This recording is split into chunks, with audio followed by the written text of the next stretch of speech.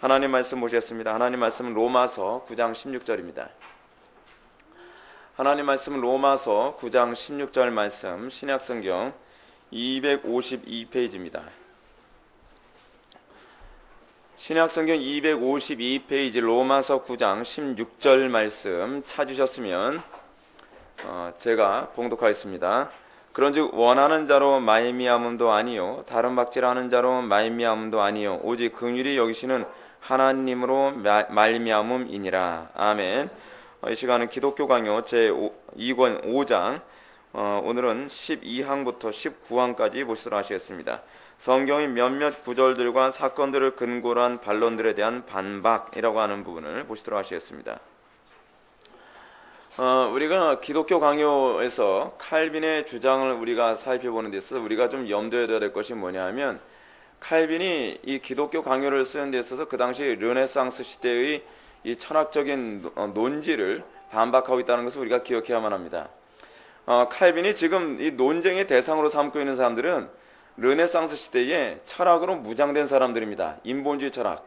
인본주의 철학에 무장된 사람들의 특징이 무엇이냐면 인간 실존에 대해서 굉장한 자부심을 느끼는 사람들입니다. 근데 칼빈은 어떻게 계속적으로 정면으로 사람들을 깨뜨리고 있냐면 인간의 가능성의 무가치함을 끊임없이 아주 무차별하게 깨뜨리고 있습니다. 그러니까 칼빈의 이 논지는 그 당시 인본주의자들에게서는 굉장히 거슬리는 게 아닐 수가 없어요. 왜냐하면 인간에게 조그마한 가능성이 있다는 것조차도 칼빈은 아니다, 우리는 가능성이 없다. 우리는 오로지 그리스도 안에서만 가능성이 있고 인간은 전적으로 무능하며 인간은 선을 행할 어떠한 조그마한 능력도 없다라는 그 논지를 계속적으로 내세우고 있거든요. 사실은 칼빈이 오늘 본문에서 이 주장하고자 하는 이 부분은 마틴 루터가 종교개혁을 할 당시에 에라스무스와 이 논쟁을 했던 소위 노예의지론이 맞느냐 자유의지론이 맞느냐라고 하는 이 논쟁의 선상에서 우리가 봐야 될 문제입니다. 근데 여러분, 우리가 성경적으로 봤을 때 자유의지가 있다 그럽니까? 없다 그랬습니까? 없다 그랬죠? 인간이 타락한 이후에는 자유의지가 없습니다. 자유의지가 없고 거듭난 이전이나 이후나 관계없이 인간이 타락한 이후에는 모든 사람들이 다 노예의지 상태에 있다 그랬죠? 그럼 구원받은 상태에서의 성도가 자연인들과 어떤 차이가 있다는 겁니까? 성도는 구원받은 이후에는 은혜 안에서 은혜에 노예된 상태로 살아간다는 것이죠. 그러니까 이 노예의지론과 관계에서 이 계속적으로 이 소위 인문주의자들은 칼빈의 이 노예의지론에 대한 반박을 계속적으로 합니다. 지금 오늘 우리가 살펴볼 부분이 뭐냐면, 이 인문주의자들이, 여러분 인문주의자라고 했을 때 우리가 생각하는 인본주의자들이 아닙니다. 그러니까 여러분, 인문주의자들 하게 되면 그 사람들은 하나님의 존재도 완전히 무시하고 성경도 무시하는 존재라고 생각하는데 그렇지가 않아요. 하나님의 신 존재에 대한 것을 완전히 무시하게 된 시점은 어느 시점이냐면 19세기부터거든요. 19세기 이전까지는 항상 하나님이라고 하는 존재를 염두에 두고 항상 생각하던 사람들이었어요. 그러다 보니까 칼빈이 활약하던 당시가 16세기 아닙니까? 16세기의 사람들은 하나님이라고 하는 신 존재에 대한 인식을 항상 긍정하는 것을 근거로, 또는 성경의 가르침을 긍정하는 것을 근거로 논지를 내세우고 있단 말이에요. 근데 그 사람들은 뭐라고 했냐면, 성경을 읽으면서도 우리 인간 존재의 탁월함을 우리가 지난 시간에 헬라어로 뭐라 그랬죠? 아레테라 그랬죠? 아레테. 이 아레테라고 하는 부분은 여러분 르네상스 시대나 그렇지 않으면은 저희 고대 그리스 철학 시대에 아주 중요하게 여겨졌던 표현이거든요. 아레테, 이 탁월함을 추구하는 것. 인간 존재는 탁월하다라고 하는 일종의 자존심을 갖고 있는데, 이 마틴 루터나 이 칼빈은 인간 존재의 무가치함, 인간의 무능함을 끊임없이 공격을 하는 거예요. 그러니까 이 사람들도 뭐로 반박을 하냐 하면 성경 말씀 가지고 반박을 하는 거예요. 자, 성경의 이 구절을 한번 얘기해보자. 이 구절은 인간에게 자유의지가 있다고 우리들에게 주장하는 근거가 되지 않느냐? 또 이 구절도 성경은 우리들에게 자유의지가 있다고 주장하는 근거가 되지 않느냐? 끊임없이 성경 말씀 가지고 계속적으로 공격을 하는 거예요. 근데 칼빈이 얼마나 탁월한 사람이었는지, 오늘도 제가 어거스틴에 관한 글을 하나 읽었는데, 여러분 어거스틴이 얼마나 그러니까 제가 이렇게 뭐예요? 그 교회사를 읽어보면요, 제가 가끔 느끼는 게 뭐냐면 교회사에 활약했던 사람들은 무슨 소설이나 나올 법한 사람들 같아요. 어거스틴은요 라틴어로 그 신구약 성경 거의 다 외웠대요. 그러니까 여러분 칼빈 같은 경우에는 이 교부들의 책을 거의 다 외웠다는 사람이거든요.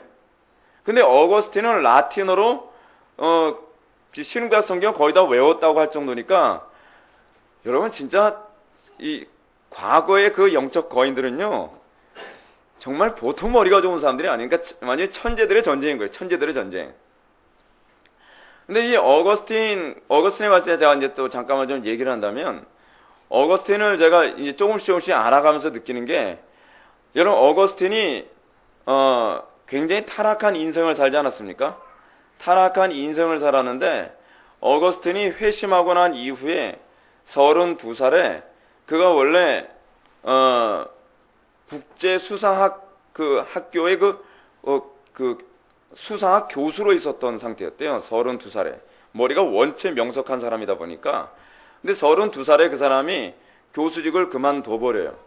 교수직을 그만두는 이유가 뭐냐면 하나님을 더욱더 가까이 알겠다라고 하는 열망 때문에 그만두거든요.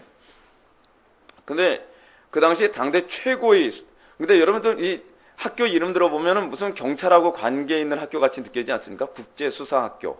예. 근데 그 수사대학교가 수사하는 그 경찰학교가 아니라 언어를 가르치는 수사학교인 거예요. 근데 제가 어거스틴에 관해서 조금씩 알아가면서 느끼는 게 뭐냐면, 어거스틴이 32살에 수사학 그 대학교의 교수직을 그만두고 목회자의 길을 걷기 위해서 이 사람이 길을 걸으려고 하는데, 사실은 어거스틴이 회심하게 만드는데 아주 중요한 도화선 역할을 했던 사람이 암브로스라고 하는 사람이다. 밀라노의 그 교부거든요. 근데 밀라노의 교부였던 암브로스에게 자기가 목사의 길을 걷기를 원하니까 나 좀 끌어주쇼라고 얘기를 해야 되는 상황이었는데, 암브로스도 어거스틴 별로 달갑게 생각하지 않던 사람이었어요. 왜냐하면 그러니까 우리가 생각했을 때는 어거스틴은 좋은 여건 속에서 이렇게 자라가지고 교부로서 아주 탁월한 당대 최고의 교부로서 우리가 삶을 살았을 거라 생각하는데, 어거스틴은 전혀 그렇지, 아주 열악한 환경에서 당대 최고의 교부가 된 사람이에요. 아무도 어거스틴을 받아들이질 않았어요. 왜냐하면 어거스틴은 그 당시에 자기가 회심을 했다고 하지만 자기가 동거하고 있던 여자하고 결별을 하고, 그 결별하는 거로 끝나는 것이 아니라 자기가 일평생 돌아다니면서 항상 누구를 데리고 다녔냐면 자기하고 동거하며 살았던 그 여자 사이에 있었던 그 사생활을 항상 데리고 다니는 삶을 살았으니 수도원에도 들어갈 수 없는 상황이 돼버린 거예요. 그 암브로스 같은 경우도 자기의 명성에 먹칠을 할 수 있는 상황이다 보니까 어거스틴을 받아들이질 않은 상황이었어요. 근데 어거스틴이 당대의 그 헬라 철학하고도 끊임없이 싸우고 투쟁하는 그런 상태에서 어거스틴이 가장 많이 고민했던 것이 뭐냐면 자기의 욕망에 관한 문제였거든요. 제가 어거스틴에 관한 글을 읽으면서 참 감명이 깊었던 게 뭐냐면, 어거스틴은 설교를 뭐라고 생각했는가라고 했을 때 어거스틴은 이렇게 생각을 했습니다. 설교란, 그러니까 설교자가 성경을 연구하고 설교하는 것이란 성경 속에서 하나님을 보는 것이고, 눈으로 보는 것이고, 그리고 성경 속에서 하나님의 음성을 듣는 것이어야 된다는 거예요. 그리고 항상 하나님을 보고 하나님을 귀로 듣는 것 같은 삶을 사는 가운데 그것을 강단에서 쏟아내는 것이 설교라고 생각한 거예요. 근데 어거스틴이 항상 괴로웠던 것이 뭐냐면, 어거스틴 자기 자신 속에는 죄악된 욕망에 관한 이 괴로움이 극심했었거든요. 그래서 내가 만약에 완전히 성화된 존재라고 한다면 성경을 보면서 날마다 하나님을 눈으로 보는 것 같이 성경을 읽을 것이고, 내가 성경을 읽는 가운데 날마다 하나님의 음성을 듣는 것처럼 성경을 보게 될 터인데, 내 속에는 욕망이 나로 하여금 항상, 이 어거스틴의 고민이 이것이었어요. 하나님의 임재 가운데 거하지 못하게 만드는구나 라고 하는 것 때문에 끊임없이 고뇌했던 사람이었습니다. 어거스틴에게서 우리가 좀 발견되는 것이 뭐냐면, 어거스틴은 그 일생에 있어서 항상 주님 앞에서 이 아레테, 이 탁월함의 삶을 추구했던 삶이라는 것이 우리가 정말 받아야 될 중요한 교훈입니다. 자, 하여간 우리가 이 어거스틴 당시에서도 어거스틴이 그 당시의 사람들과 끊임없이 논쟁했던 것이 무엇이냐면, 노예 의지론이냐 자유의지냐 이 문제 가지고도 어거스틴은 굉장히 많은 논쟁을 했었거든요. 근데 여러분들이 생각했을 때 르네상스 시대가 얼마나 인간 존재에 대한 자존심이 가득한 시대였는지를 여러분 생각한다면 지금 우리가 그 칼빈 당시에 전쟁을 하는 것과 얼마나 비슷한 전쟁을 하고 있는지를 알 수가 있습니다. 여러분 오늘날 우리가 복음을 전할 때 많이 갈등을 하는 것이 뭐냐면 안 믿는 사람들이 자꾸 이건 교회 안에 들어온 사람들도 동일하거든요. 자꾸 사람들이 몰려가죠. 우리에게 그래도 좀 자존심을 좀 세워달라고 자꾸 생각을 하잖아요. 성경이 우리들의 전적 타락과 전적 무능을 얘기하게 되면 교회 오게 되면 재미가 없다는 거예요. 왜 사람 자꾸 기죽이냐는 거예요. 왜 강단에서 우리를 자꾸 죄인으로 만드냐는 거예요.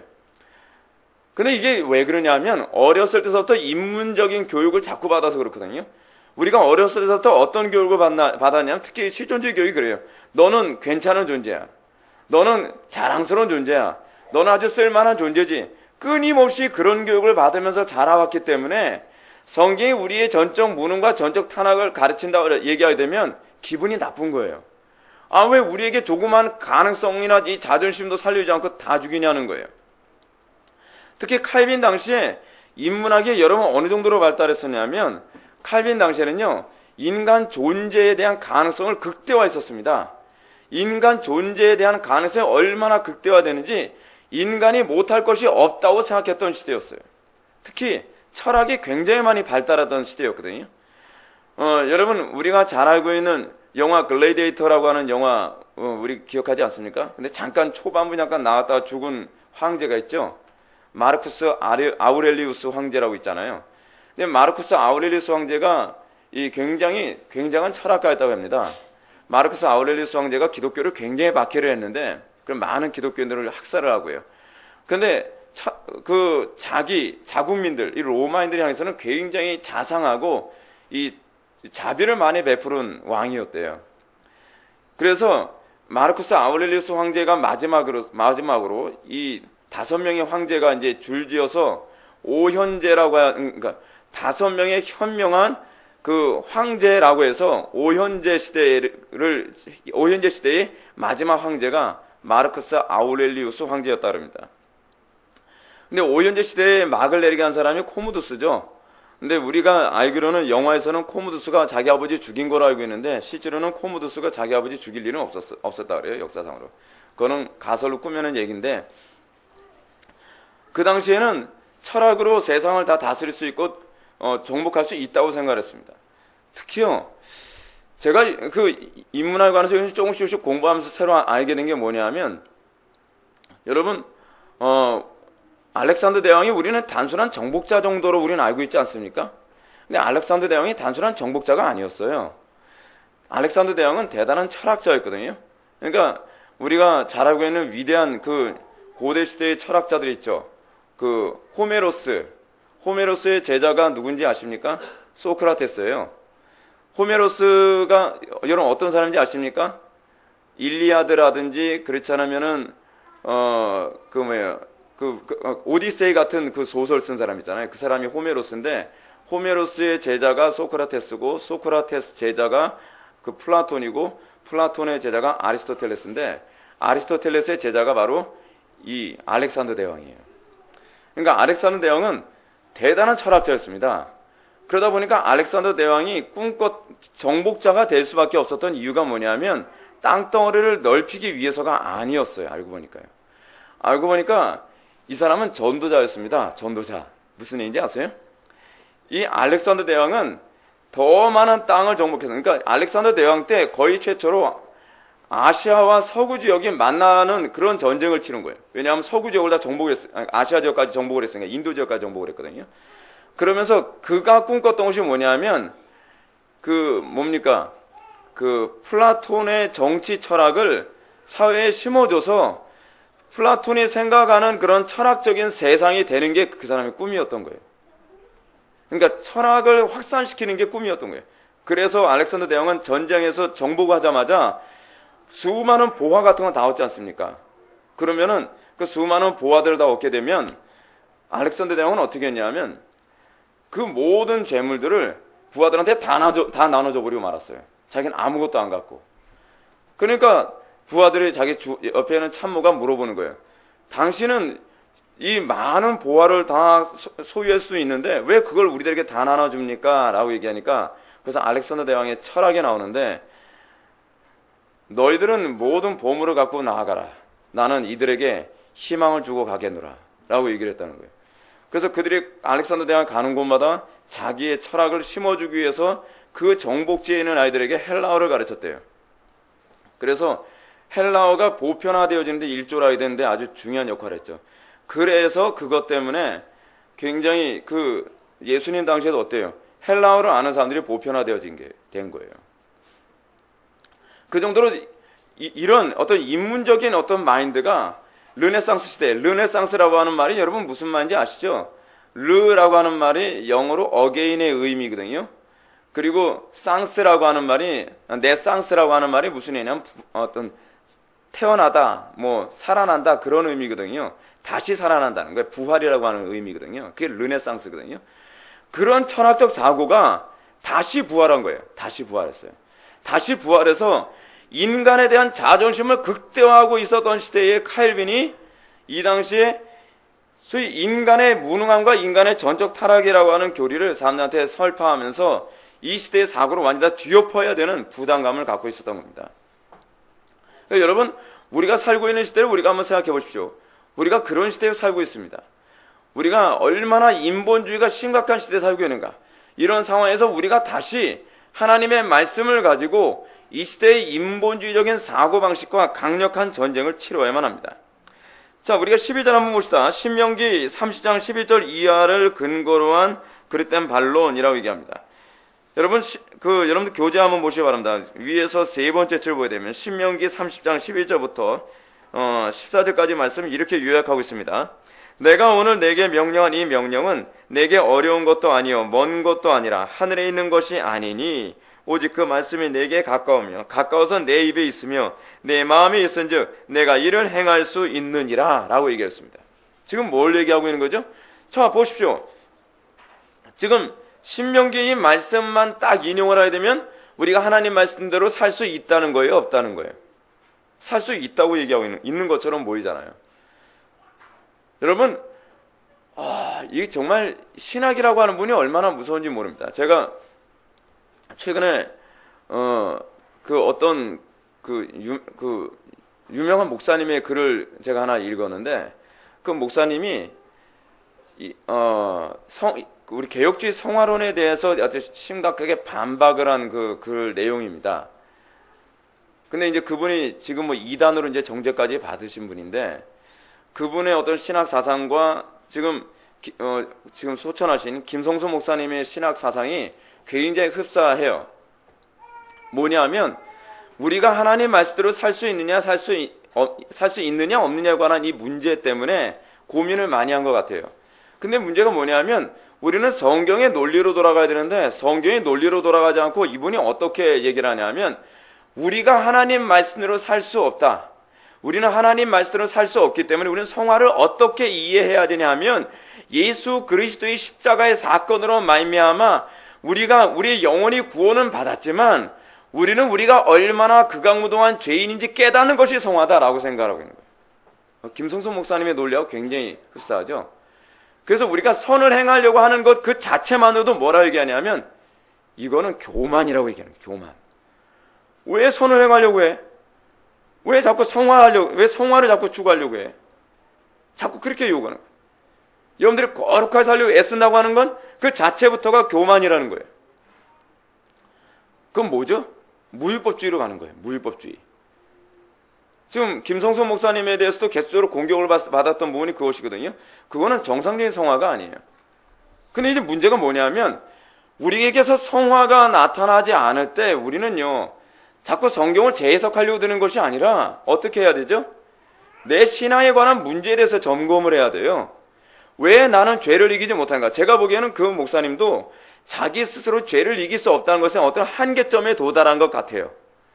근데 한계점에 도달하고 나면 그 문제를 가지고 성경 안에서 하나님과 나와의 관계 안에서 이 문제를 해결하고 정통교리 안에서 이 우리의 신앙의 선배들은 어떻게 이 죄 문제를 해결했는가를 접근해 들어가야 되는데 이분은 이렇게 접근하는 거예요. 철학으로 접근해요. 그러면서 뭐라고 얘기하냐면 우리가 이 부분, 이 성화에 관한 문제에 대해서 제대로 알려면 우리가 칸트와 그리고 해결을 알아야 된다라고 얘기를 하는 거예요. 굉장한 비약이죠. 굉장한 비약이에요. 여러분, 제가 이런 분들의 글을 읽으면서 제가 점점점 느끼는 게 하나 있습니다. 무엇이냐면 우리는요, 성령의 조명하심이 없으면 결코 성경을 알 수 없다는 걸 알았어요. 책을 아무리 많이 읽어도 성령의 조명하심이 없으면 엉뚱하게 해석을 해나가는 거예요. 성경을 아무리 많이 읽어도 여러분, 어거스틴이 성경을 외울 정도로 읽었기 때문에 어거스틴이 위대한 신학자가 됐을 거라고 생각하지 마십시오. 어거스틴이 그럴 수 있었던 것은 성령의 조명이 있었기 때문에 가능한 것입니다. 바리새인들 보십시오. 구약 모세오경 달달달 외운 사람입니다. 사두개인들 같은 사람이요. 그렇다고 해서 그들이 바른 길 걷는 게 아니에요.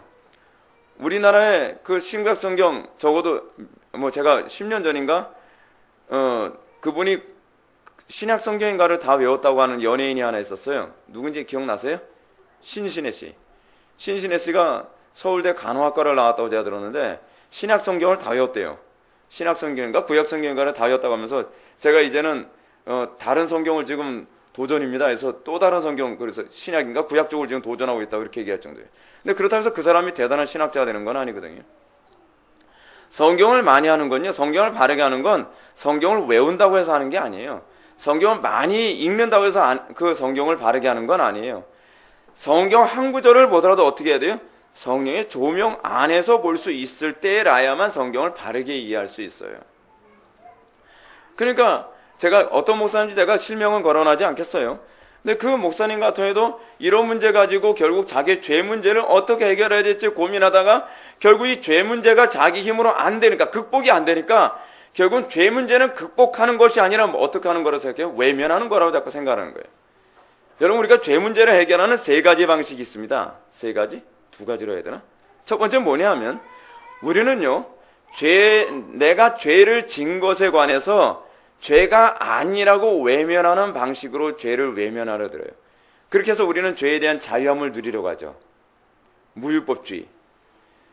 또 하나는 뭐냐면 내가 죄를요, 내가 지킬 수 있는 수준으로 끌어내려서, 내가 지킬 수 있는 수준으로라고 하는 말 속에는 여기엔 누구는 제외되는 거죠? 성령님은 제외되는 거죠?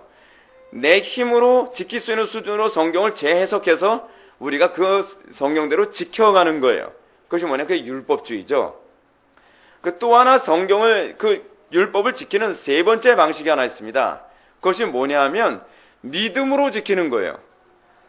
하나님의 말씀을 믿음으로 지키는데, 믿음으로 지킨다 하는 말은 어떻게 지킨다는 것이냐 하면 내 힘으로 지키는 것이 아니라 성령님에 의해서 내가 내 정과 육을 십자가에 못 박고 주님께서 기뻐하시는 수준으로 지켜내는 거예요. 근데 그렇게 되면 어느 정도로 지켜내느냐? 놀라울 정도로 순교하는 자리까지 갈 정도로 지켜요. 놀라울 정도로 우리가 모든 것을 포기하고 잃어버리는 수준까지 우리는 지킬 수 있어요. 그런데 그렇게 지킨다고 했을 때 그 지킨다 하면 어떻게 지키는 것이냐면 우리의 일생의 모든 걸 다 지키는 것이 아니라 부분적으로 순간적으로 지켜나가는 거예요. 그러니까 우리가 항상 이게 이제 정통적인 가르침인데, 우리가 이런 성경의 가르침에 따라갈 때에 우리가 율법에 대한 바른 이해가 생기고 그 안에서 우리가 자유함과 기쁨을 누리게 되어지고 날마다 성령님을 의지하는 법을 터득하게 되는 것이죠. 그러니까 여러분들이 정말 조심해야 되는 것이 뭐냐 하면 정통교리라고 했을 때 그 정통교리라 하는 이 말은요, 어떤 의미냐 하면 교회사 안에서 우리가 하나님 말씀대로 살 수 있도록, 그러니까 우리는 교리라고 하는 말을 무엇과 동의어로 우리가 보냐면 이 신조하고 동의어예요. 신조라고 하는 말이 나오게 되어진 것은 뭐냐면 성도가 어떻게 살아가야 되는가에 관한 살아갈 바를 정리해 놓은 것이 신조거든요. 그것대로 살아가는 것을 우리가 따라갈 때 우리가 진리에서 이탈하지 않고 바르게 살 수 있을 것을 믿으시기 바랍니다. 이 어쨌든 이 신명기 30장 이 11절부터 14절까지 이 말씀을 통해서 이 사람들은 뭐라고 했냐면, 자, 우리가 율법을 지킬 수 있다고 얘기하지 않느냐? 우리 힘으로 지킬 수 있다고 얘기하지 않느냐? 라고 얘기하는 것에 관해서 칼빈은 아니 너희들은 이 부분을 잘못 이해하고 있다라고 얘기해요. 여러분 지금 칼빈이 얘기하는 말을 제가 요약해서 말씀한다면 여러분 중생과 비중생의 차이를 여기서 설명하고 있는 겁니다. 이 신명기 이 말씀은요. 중생한 자에게 어떤 현상이 나타나느냐? 중생한 자와 중생하지 않은 자의 차이는 뭐냐 하면 선을 행할 능력이 있느냐 없느냐에 관한 차이가 아니라 선을 행할 의지가 있느냐 없느냐의 차이예요. 무슨 말인지 여러분 이해 가십니까? 중생하지 않은 자들은 선을 행할 의지가 없어요. 그 자체로요. 여러분 선을 행한다라고 하는 말에 대한 기준부터 우리가 좀 분명히 이해합시다. 선이 뭐라고 얘기했죠? 여러분 선이라고 하는 것은 도덕적인 걸 얘기한다 그랬습니까? 아니죠. 선이란 뭐예요? 하나님과의 관계 안에서 하나님을 만족시키는 게 선이에요. 여러분들이 어떠한 정해놓은 어떤 기준선을 거기에 딱 도달하는 것이 우리는 선이라고 생각하지 않습니까? 예를 들어서 율법주의자들은 선이 무엇이라고 생각을 해요? 그 사람들은요? 예를 들어서 안식일날 불을 피우지 않는 게 선이라고 생각을 해요. 돌아오는 주일날 설교할 내용이지만 안식일날 병을 고치지 않는 것이 선이라고 생각을 해요. 그것이 유대인들이 생각하는 선의 개념이에요. 근데 복음에서는 여러분 선이 무엇으로 그 개념이 달라지죠? 하나님을 기쁘시게 했느냐 기쁘시게 하지 않았느냐에 관한 문제거든요. 그러니까 우리는 자꾸 어떻게 생각하죠? 우리는 내가 주일 성수한 것 자체만으로 선을 행했다고 생각을 해요. 내가 11조를 했다는 것 자체만으로 내가 선을 행했다고 생각을 해요. 내가 예배에 늦지 않은 것 자체만으로 내가 선을 행했다고 생각을 해요. 근데 복음에서는 그게 아니라는 거예요. 복음은 궁극적으로 뭘 얘기하는 것이냐면 우리가 궁극적으로 우리의 행위가 하나님을 기쁘시게 해드렸느냐 기쁘시게 해드리지 않았느냐에 관심을 가져요. 아무리 여러분들이 그 열심을 다해서 선을 행했다 한다 할지라도 하나님을 기쁘시게 해드리지 못했다고 한다면 그건 다 뭐냐면 죄가 되는 거예요. 그래서 사도 바울이 로마서에서 뭐라 얘기하죠? 믿음으로 하지 않은 것은 다 죄니라. 중요한 것은 그러니까 제가 조금 아까 말씀드렸던 그분 김모 목사님이신데 저는 아닙니다. 그 김모 목사님이 얘기하는 그 율법에 관한 인식의 문제가 뭐냐면 어떤 높은 수준으로서의 윤리 도덕에 도달하는 것을 그분이 성화라고 자꾸 이해를 하고 있는 거예요. 근데 성경을 자세히 보면 성경이 얘기하는 성화란 믿음으로 사는 거예요. 믿음으로 산다는 것은 뭘 얘기해요? 하나님을 기쁘시게 해드렸느냐에 관한 문제예요. 근데 그 믿음으로 사는 수준이 어느 정도 수준이에요? 세상을 이기는 수준이에요. 그래서 세상을 이기면 이것이니 너희의 믿음이라고 얘기한 만큼 믿음의 수준이 대단한 수준이란 말이에요. 근데 오늘날 무율법주의자들의 문제는 뭐죠? 믿음으로 사는 수준을 너무 낮게 취급을 해서 문제인 거죠. 믿음으로 사는 수준은요, 종교 개혁을 할 때는 루터 한 사람이 구라파 지역을 다 뒤엎을 정도의 능력이에요. 믿음의 능력이 어느 정도예요? 북한을 그 공포 정치로 극심한 북한이라는 땅을 어떻게 해요? 10만이라고 하는 기독교인을 만들 만큼 믿음은 위대해요. 그거는 율법을 해낼 수 없는 거예요. 또 믿음이 얼마나 위대해요? 삭개오가 그 자기의 모든 재산을 팔아 이웃과 나누고 남에게 토색한 것에 4배를 갚겠나이다라고 고백하게 만들 정도로 위대한 거예요. 이것이 믿음이에요. 믿음으로 행했다. 다시 믿음으로 행했다라고 하는 이 얘기는 하나님을 기쁘시게 한다라는 것인데, 그럼 하나님을 기쁘시게 한다라고 하는 선은 어떤 선이냐? 그것은요, 우리가 하나님과의 관계에서 하는 부분이에요. 그러니까 여러분, 자꾸 사람들이 이런 질문을 많이 합니다. 목사님, 제가 집에서요, 집안에서 이런 문제 하는데 이거 이렇게 하는 게 옳아요? 저렇게 하는 게 옳아요? 11조를 이렇게 하는 게 옳습니까? 저렇게 하는 게 옳습니까? 그리고 주일 성수하는데 지금 집안에서 이런 갈등이 있는데 이렇게 하는 게 옳습니까? 저렇게 하는 게 옳습니까? 저한테 그런 부분 가지고 전화 문의하시는 분들이 많이 있거든요. 근데 이런 문의를 하는 이유가 뭐냐면 복음에 대한 인식, 복음이 얘기하는 믿음으로 살아감이라고 하는 이 개념에 대한 이해가 아직 부족해서 그런 거거든요. 중요한 것은 이것이 옳으냐 그르냐, 우리의 행위 자체를 옳으냐 그르냐를 판단하는 분은 하나님이시지 목사가 아니란 말이에요. 여러분, 예수님에게서 우리가 발견하는 것이 뭐죠? 예수님이 안식일 날 병을 고치셨어요. 이 돌아오는 주일날 이제 언급해야 될 부분인데 이 얘기는 할 얘기가 없기 때문에 제가 그냥 하는 얘기예요. 설교는 나오질 않을 거예요. 안식일 날 병을 고치는데 바리새인들이 어떻게 반발을 하죠? 18년 동안 이 몸이 구부정하고, 그러니까 곱추라고 이렇게 신학자들은 그렇게 보거든요. 곱추 생활하다가 예수님이 그 여인을 고쳐주니까, 만져서 고치시니까요, 한순간에 곱추가 허리가 딱 펴진 거예요. 아마 허리가 펴질 때 삐그덕 소리가 엄청 났을 것 같아요, 제가 보기에. 18년 동안 이게 굳어서 다 펴졌을 테니까. 근데 그랬을 때 바리새인들의 문제가 뭔지 아십니까? 안식일 날 왜 병을 고치냐는 거예요. 근데 예수님은 뭐라고 얘기하죠?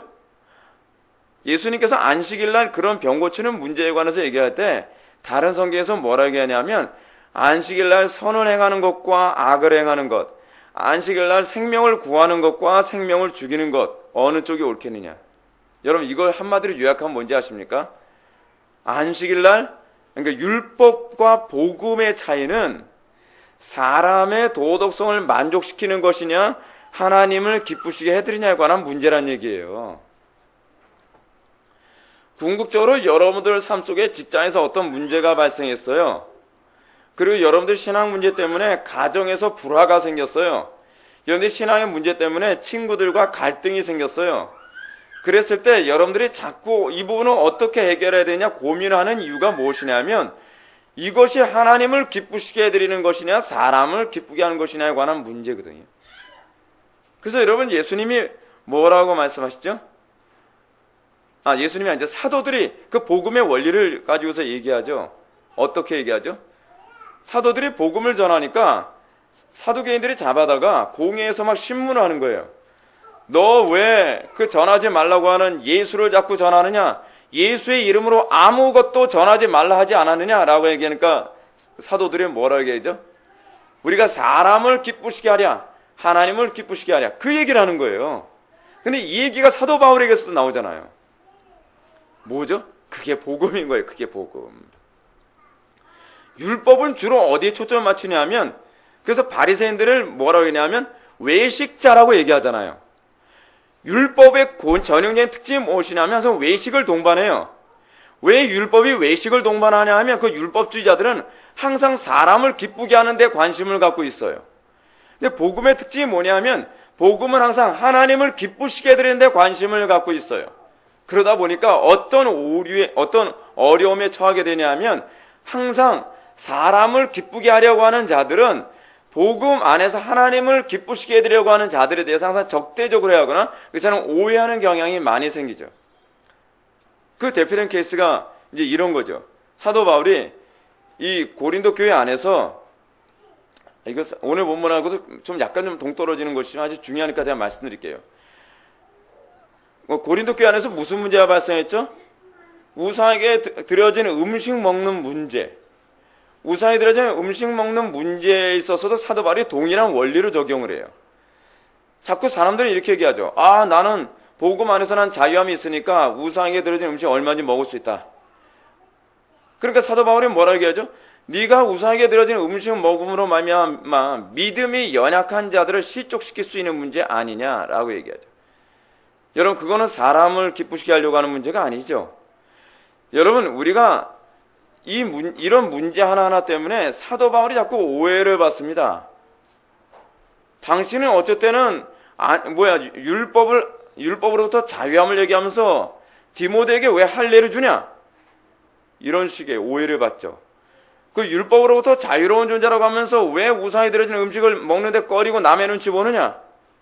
이런 어려움을 겪죠.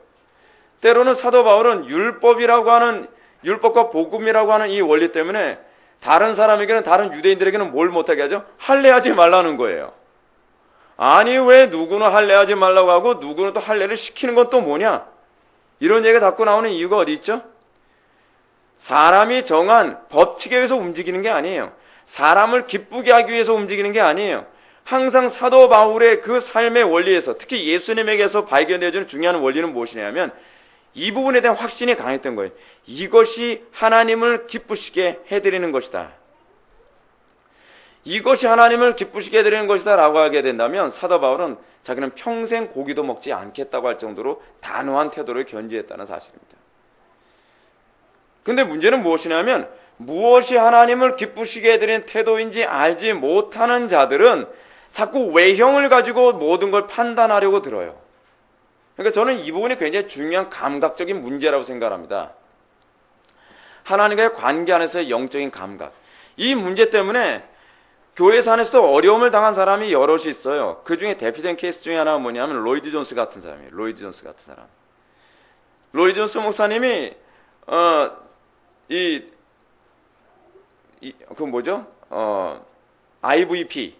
IVP 모임에서 분열과 관련된 선언을 했거든요.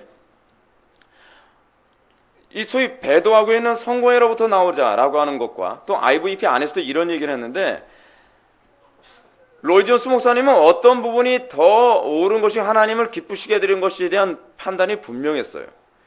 그러다 보니까 진리를 떠나서 연합을 추구하고 있는 그 당시 성공회는 이미 교회로서의 생명이 끝났다라고 로이드 존스 목사님이 판단을 했거든요. 그래서 로이드 존스 목사님은 어떻게 하죠? 이런 자꾸 교회, 그러니까 WCC 같이 교회 연합주의로 가는 사람들하고는 우리 더 이상 교류해서는 안 된다. 이제는 우리가 진리 안에서 하나를 추구해야 되고 우리는 진리 안으로 우리는 다시 모이기 위해서 그런 데서 나와야 된다라고 선언을 하면서 로이드 존스 목사님이 나왔어요. 그것 때문에 그 여러분들이 잘 알고 있는 존 스토트하고 대단한 갈등과 대립을 이루잖아요. 로이드 존스 목사님 그것 때문에 분열주의자라는 소리 들었습니다. 근데 로이드 존스는 목사님은 뭐라고 얘기하냐면 이건 분열이 아니다. 진리 안에서 하나다라고 하는 하나님을 기쁘시게 해드리기 위한 행위였음을 그의 강연을 통해서 계속적으로 설명을 하거든요. 그래도 로이드 존스 목사님이 또 오해를 사고 어려움을 당했던 것 중에 하나는 뭐냐면 성령론에 관한 문제였잖아요. 로이드 존스 목사님은 당신 자신의 성령론에 대해서 굉장한 확신을 갖고 있었어요. 왜냐하면 그분이 그 성령론 안에서 성령의 부어주심을 경험하고 이것이 하나님께서 기뻐하시는 교리라는 것에 대한 확신이 있었는데 겉으로 표면적으로 보여주는 교리적 체계와 그런 어떤 현상만을 보기 좋아하는 사람은 로이드 존스 목사님은 뭐라고 또 비난을 했냐면 저 사람 오순절주의로 돌아갔다 이런 식으로 또 비난을 하는 것이죠. 어차피 어쩔 수 없습니다.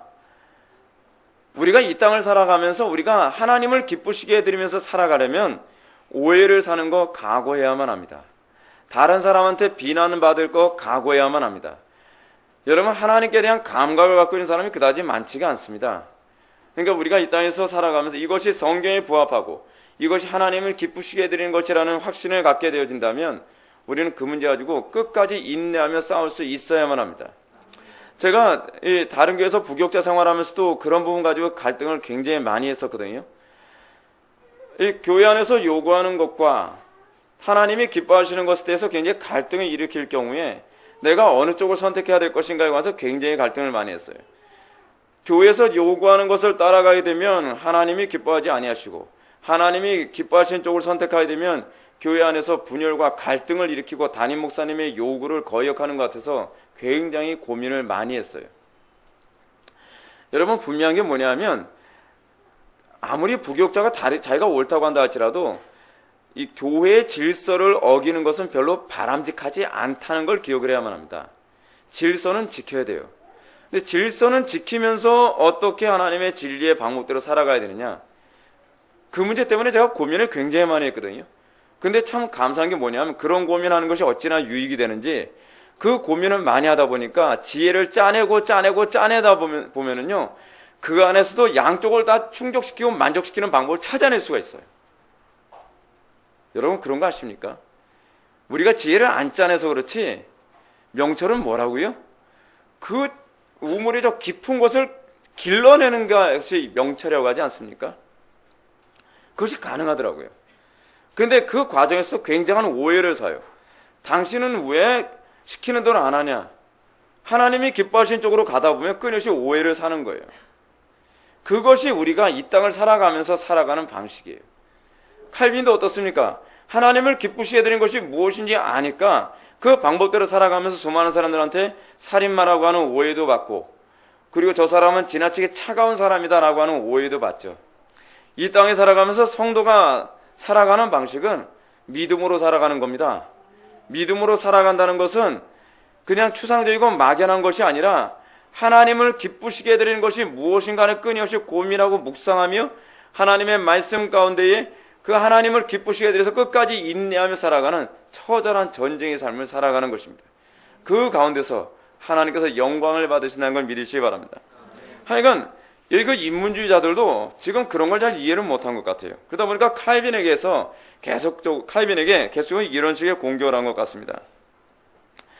자, 그러면서 그 사람들이 또 호세아서 5장 15절 말씀을 근거로 또 반격을 가합니다. 밑에서 두 번째 줄. 그들이 그 죄를 뉘우치고 내 얼굴을 구하기까지 내가 내 곳으로 돌아가리라. 지금 호세아서 5장 15절 말씀을 가지고서 이 인문주의자들이 공격을 하는 것이 무엇입니까? 이런 거죠. 그러니까 여러분, 칼빈의 기독교 강의를 읽다 보면 칼빈은 참 바쁜 사람이었어요. 왜냐하면 가톨릭주의자들하고 싸우기도 해야 되고 그 당시 인문주의자들하고도 싸워야 되는 거예요. 근데 양쪽이 만만치 않은 상대들이거든요. 그러니까 제가 보기에는 이건 칼빈이니까 당연히지 저 같은 사람은 피곤해서 어떻게 감당하겠나 싶어요. 참 제가 다시 한번 이 어거스틴을 읽으면서도 제가 교훈을 얻게 된 게 뭐냐면 어거스틴이 얼마나 부지런한 사람이었는지. 여러분, 글 쓰는 게 여러분 얼마나 힘든 작업인지 아십니까? 전 개인적으로 글 쓰는 걸 별로 좋아하진 않아요. 왜냐하면 글 쓰는 작업이 너무 고달프니까 글 쓰는 게 너무 싫어요. 예를 들어서 제가 이제 일주일에 한 번씩 꼭 글을 쓰는 게 있죠. 설교문을 일주일에 한 번씩 꼭 쓰는데 일주일에 한 번씩 설교문을 작성하고 나온 말이에요. 그날은 기도도 하기 힘들 정도로 완전히 몸이 초주검이 돼요. 어쨌든 막 입에서 막 단내가 나고요. 막 생각같이 글이 안 써질 경우에는요, 막 속이 터질 것 같아요. 막 머리가 막 터져 나올 것 같고 막 견딜 수가 없어요. 근데 어거스틴이 정말 글을 굉장히 많이 남기지 않았습니까? 근데 어거스틴이 글을 남긴 이유가 무엇이냐면 말로 하는 것은 기억력에 한계가 있고 말로 하는 것은 이 정리된 것으로 말하는 것이 아니라 순간적으로 떠오르는 것으로 주로 표현하다 보니까 표현에 실수가 있거나 오류가 있을 수 있다는 거예요. 그렇지만 글을 남게 되면 정리돼서 남겨놓기 때문에 다른 많은 사람들에게 오류를 최소화한 상태에서 많은 사람들에게 영향을 줄 수 있다고 어거스틴은 자기가 생각나는 것은 모든 걸 글로 다 남겼다는 거예요. 이게 아니죠. 이거죠. 그 당시에. 그걸 글로 다 남긴 거예요.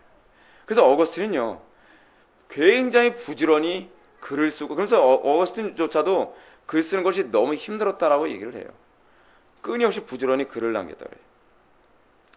근데 그 어거스틴의 글서에서 우리는 굉장히 많은 것을 발견해야 되는데, 그래서 칼빈도 어거스틴의 글을 많이 인용하지 않습니까? 근데 제가 무슨 얘기 하려다 그쪽으로 앉아 제가 까먹었는데, 하여간 호세아 5장 15절 말씀 보면 그들이 그 죄를 뉘우치고 내 얼굴을 구하기까지 내가 내 곳으로 돌아가리라.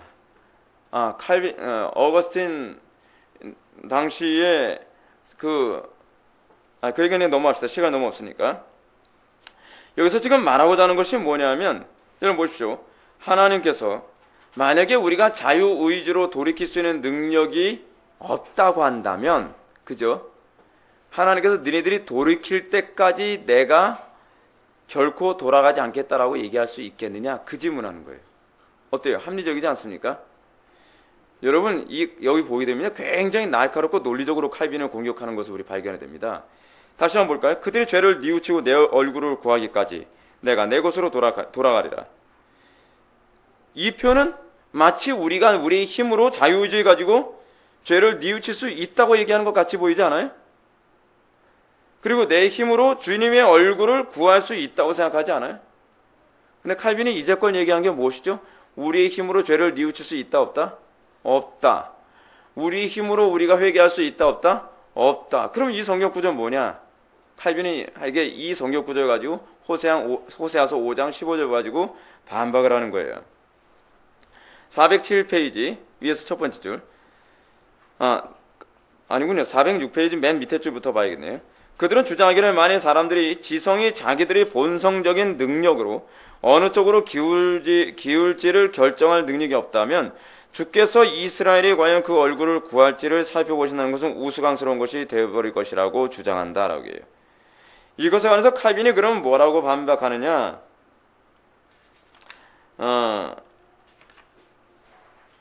여러분 407페이지 밑에서 세 번째 줄 한번 보시기 바랍니다.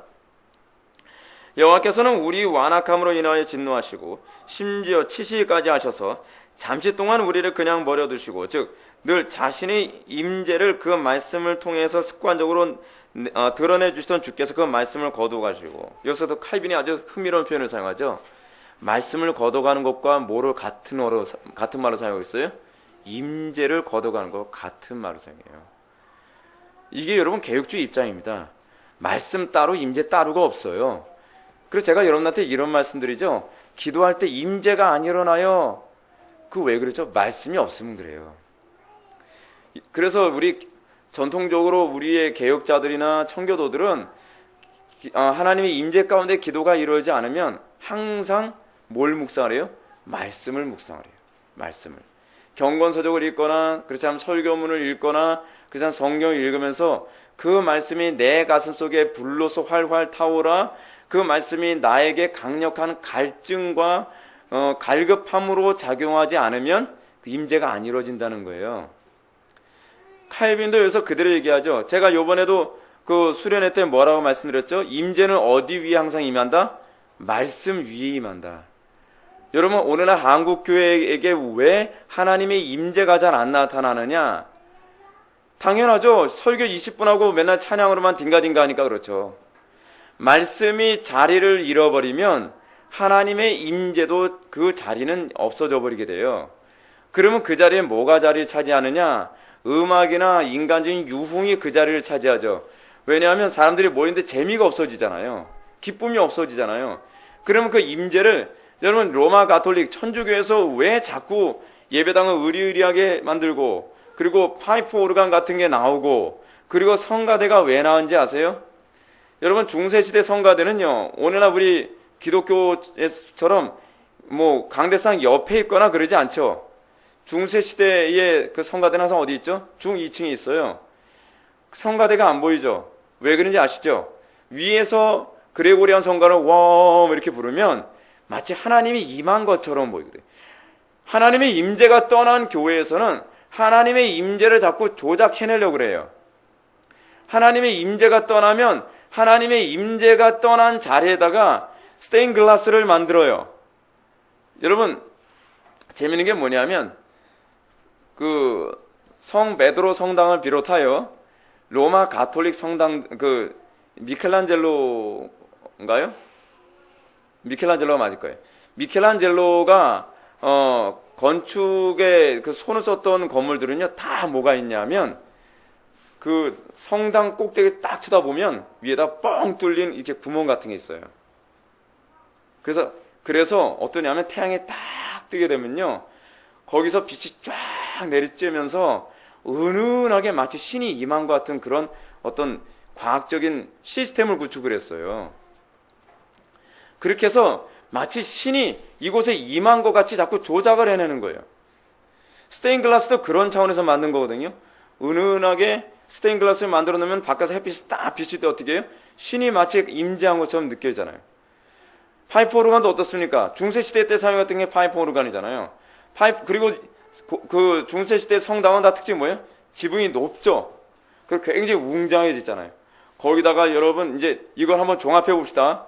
파이프 오르간으로 짠 하면서 연주를 하면서 중 2층에서는 막 그 소년소녀 합창단 같은 애들이 막 노래를 부르거나, 그렇지 않으면은 막 그 그레고리안 성가를 딱 부르고, 하늘에서는 이 스테인글라스와 뭐 그런 거로 빛이 쫙 내리쬐고 엄숙한 분위기로 신부가 로만 칼라를 딱 갖추고서, 여러분 신부들 옷도 굉장히 멋있지 않습니까? 이태리 그 신부들은요 다 얼굴이 키아누 리브스예요. 그냥 생긴 게 다 잘생겼어요. 이태리 사람들 잘생겼잖아요. 거기다가 몸대 얼굴대 거기다 옷까지 되잖아요. 그러면서 롱코트 같은 옷 딱 입고서 허리띠 매져 그러면서 딱 앞에서 막 이거 짚냐고 그러면은 신이 막 임한 것 같은 거예요. 교회가 타락했다는 거예요. 타락한 교회일수록 뭘 자꾸 조작해내려고 그래요? 임재를 조작하려고 그래요. 그러면 타락의 항상 그 뿌리는 항상 어디냐? 교회에서 안에서 타락의 뿌리는 항상 똑같아요. 말씀이에요. 말씀이 없어지면 임재가 사라져요. 임재가 사라지면 그 다음에는 교회는요 자꾸 화려한 걸 추구하고 성직자들은 자꾸 옷도 이 멋있는 그 굉장히 위험 있는 옷을 그렇게 입죠. 그래서 여러분 교황부터 시작해서 신부들 옷을 보게 되면은 막 함부로 범접하지 못할 사람처럼 옷을 입잖아요. 여러분 신부들 뭐 추기경도 옷 입은 거 봤잖아요. 막 빨간색 뭐 옷 입고 뭐 막 빵모자 쓰고 뭐 대단하잖아요. 막 그냥 그 사람들은 뭐 예식할 때는 막 자기 머리보다 더 큰 거 이거 막 올려 쓰고서 뭐. 근데 여러분 재미있는 거 하나 가르쳐 드릴까요? 교황 모자가 왜 그렇게 큰지 아십니까? 그거는 옛날서부터 일부러 크게 만들었어요. 이윤즉 황제 앞에 고개를 숙이지 않기 위해서예요. 예. 크게 만들면 고개를 숙이면 떨어지잖아요. 그러니까 그것도 다 계산해 놓은 거예요. 얼마나 머리 잘 돌아가는지 몰라요. 하여간 그런 식으로 하나님의 임재가 떠났을 때 모든 것을 계속 그렇게 조작해내기 좋아한다는 사실입니다. 그래서 여러분 하나님의 임재가 돌아오면 외형적인 굉장히 수수해져 가요. 다시. 왜요? 사람들이 머릿속에 뭐가 좀 차기 시작하면 점점 외모 가꾸는 것보다는 뭐에 관심을 가져요? 내면에 관심을 갖잖아요. 그렇다고 해서 여러분 견유학파처럼 아무데나 뒹구는 사람 되면 곤란하죠. 예. 우리가 항상 이 내면이 가득 차야 됐을 때 교회가 너무 외적으로 화려한 것을 추구하지 않게 된다는 것을 기억하시기 바랍니다. 칼빈이 그러면 왜 그러면 하나님이 이런 말을 하셨느냐? 408페이지 밑에서 세 번째 줄 이거 한마디로 이렇게 답을 얘기해 줍니다. 하나님이 이렇게 행하신 것은 오로지 우리로 하여금 우리 자신이 아무것도 아님을 인식하게 하기 위함인 것이다. 제가 여러분들에게 중요한 얘기를 하나 해드릴까요? 여러분의 인생에 있어서 이거는 끊임없이 있어지는 일이에요. 뭐냐면 여러분들이 특별히 잘못한 것도 없는 것 같은데 하나님께서 어느 날 임재를 걷어가시는 때가 있어요. 나는 특별히 잘못한 것도 없는 것 같은데 어느 날 하나님께서 나에게 긍휼을 베푸시지 않고 때로는 마음이 막 굳어지게 만들거나 어떤 때는 죄로부터 하나님께서 나를 보호해주지 않고 그 죄에 넘어지도록 어떨 때는 그냥 관망만 하고 계신 것 같은 때가 있어요. 왜 그런가? 칼빈이 여기서 다 그걸 설명해줘요. 저도 이 부분 때문에 굉장히 고민을 많이 했었거든요. 근데 칼빈이 여기서 답을 딱 얘기해 주는 거예요. 뭐냐면 이거 네 힘으로 이제껏 살아온 거 아니야. 하나님의 능력으로 산 거야. 너는 무능한 존재야 라고 철저히 겸손하게 하기 위해서예요. 그래서 하나님께서는 우리가 조금 교만해지면 어떻게 해요? 은혜를 살짝 걷어가세요. 그래서 옛날처럼 경건하게 사라지던 것도 안 사라지게 만드세요. 그래서 이거 내 힘으로 사라지는 게 아니구나. 때로는 여러분 어떻게 해요? 성령 충만, 여러분 처음 은혜 받은 사람들만큼 항상 경솔해진 사람이 없거든요. 대표님 케이스는 어떤 베드로가 그런 케이스예요. 베드로 얼마나 실수 많이 해요, 그죠? 근데 교회 안에 베드로 같은 사람들이 많아요. 처음 은혜 받고 나면 내가 원래 알고 보니까 이런 사람이었어 해가지고 너무나 막 그냥 자신만만해지는 거예요, 막. 그죠? 자신만만하게 하다 보니까 어떻게 해요? 자꾸 말 실수도 하고 행동에 실수도 하고 나서서는 안 되는데 막 지나치게 나서고 막 그러잖아요. 근데 하나님께서 일부러 그런 사람들에게 그 과정 허락해 주시고 또 실수하게도 하시고 또 좌절하게도 하시고 자기 비참함에 떨어지게도 만들면서 내가 이 정도밖에 안 되는 존재구나 라고 하는 걸 알게 하시죠. 하나님께서는 주권적으로 은혜를 주셨다가 다시 걷어가셨다가 주셨다가 걷어가시는 일을 이 주기적으로 반복을 하세요. 그래서 우리로 하여금 끊임없이 하나님 앞에 은혜를 구하며 매달리지 않고선 견딜 수 없도록 하세요. 그래서 그렇게 해서 성도들 하여금 일평생 살아가면서 항상 긴장감을 놓지 않게 하시죠. 예. 이게 하나님의 이 지혜입니다. 하나님의 지혜. 하나님은요, 여러분들이 느슨하게 살게 만들지 않습니다.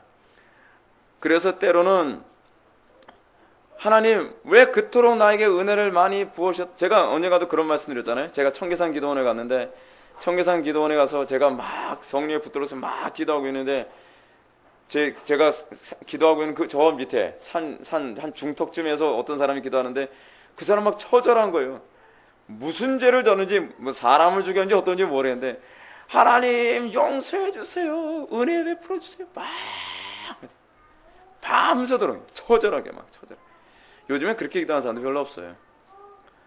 근데 여러분, 하나님께서 주권적으로 그렇게 하실 때가 있다니까요. 그렇게 하면서 어떻게 해요? 은혜가 얼마나 소중한 것인지를 알게 하시는 거예요. 여러분, 그렇지 않습니까? 여러분, 항상 부유하고 넉넉하게 살면 사람 교만해지잖아요. 근데 가난에 처하게 되면 어떻게 돼요? 아, 이게 부유함이 내 힘으로 되는 게 아니구나. 시험을 항상 잘 보는 사람은 항상 교만하잖아요. 제일 교만한 사람 중에 하나가 누구였냐면 우리 큰애 삼촌이었어요. 큰애 삼촌은 너무 교만했어요. 교만할 수밖에 없는 게 뭐냐면 우리 큰애 삼촌은 자기는 시험이 어렵다고 하는 사람은 보면 이해가 안 된대요. 당연하죠. 자기는 천재니까. 머리가 어느 정도로 좋은지 옛날에 그 법서는 굉장히 어렵지 않습니까? 이해하기도 어려운 법서 두꺼운 거를 2번만 읽으면 글자 그대로 다 외우는 사람이니까 한 번 다 읽으면은 거의 다 머릿속에 다 외우고 2번 읽으면 글자 그대로 외운대요. 머리가 스캐너예요, 스캐너. 얼마나 머리가 좋은지 나이가 80이 되셨는데도요, 40대인가? 그때 애들하고 공원 가서 놀러 갔을 때 날씨까지 다 기억을 한대요. 그러니까 자녀들이 도무지 이해가 안 되는데 어떻게 그런 것까지 다 기억을 하는지.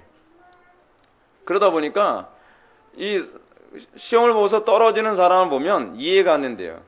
그러니까 우리 외삼촌들은 좀 그렇거든요. 좀 성적 잘 안 나고 그러면 저거 병신 같아서 그렇다고. 왜냐하면 자기는 시험을 어렵다고 생각해 본 적이 없으니까요. 그러니까 그런 사람들 같으면 교만할 수밖에 없죠. 교만할 수밖에 없어요. 여러분, 어떤 사람이 복된 사람인지 아십니까? 내 힘으로는 아무것도 할 수 없는 사람이 복된 줄 믿으시기 바랍니다. 이 땅에서는요, 자기 힘으로 잘 되는 사람이 복된 사람인 것 같을지 모르나 두고 보자고요. 천국에 가서 봅시다. 누가 더 복된 사람이었나? 하나님만 의지하면서 살 수밖에 없었던 사람들이 복된 사람인 걸 믿으시기 바랍니다. 천국 가는 게 다가 아니에요. 14절 보시겠습니다. 우리의 것이라는 관용적인 어법을 근거로 한 그릇된 반론.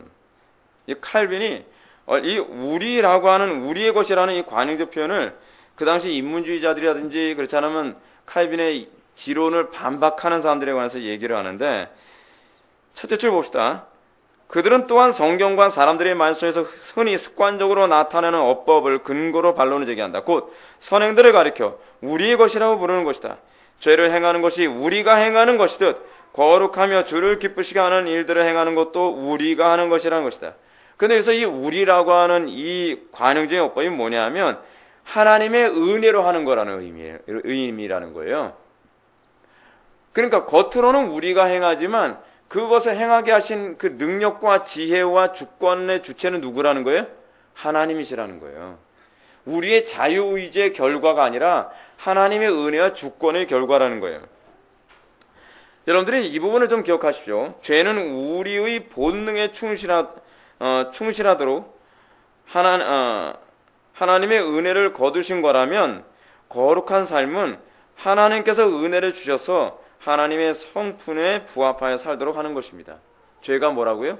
우리의 본성에 충실하도록 은혜를 걷어가신 게 죄예요. 그러니까 여러분, 우리가 얼마나 하나님의 은혜와 긍휼을 추구해야 되는지 알만하죠. 여러분들, 제가 요번에 일요일에서 죄를 졌어요. 제가 절제력이 없는 것 같아요. 이렇게 얘기하면 곤란한 게 우리는 아예 의지도 없고 절제력이 없는 존재예요. 단지 우리가 이전에 조금 선을 행하고 조금 의지 있게 행동했던 것조차도 하나님께서 뭘 주셔서 가능했던 거예요? 은혜를 주셔서 가능했던 거예요. 근데 우리는 그걸 잘 모르고 있는 거예요.